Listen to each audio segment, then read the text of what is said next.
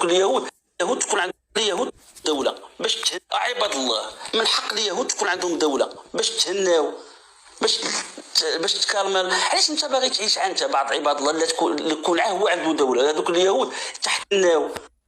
حق اليهود تكون عندهم عباد الله، من حق اليهود تكون عندهم دوله باش تهناو، باش تكرمل. علاش انت باغي تعيش انت بعض عباد الله اللي تكون هو عنده دوله؟ هذوك اليهود تحت الارض فوق الارض، راه عيب، راه الله عز وجل ما يقبلش.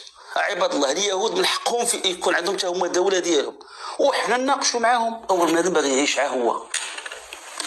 فلا كانوا هادو مسلمين كذلك نطرحوا سؤال: كيفاش تعيش دابا انت مسلم تكون عندك دوله، والمسيحي تكون عنده دوله، وشكون البوذي عنده دوله، واللي كيعبد البقره عنده دوله، واليهود يبقاو مشتتين في العالم؟ شنو ربحنا من هذا الصراع، من هذه الفكره التاريخيه؟ عباد الله، من حق اليهود تكون عندهم دوله باش تهناو.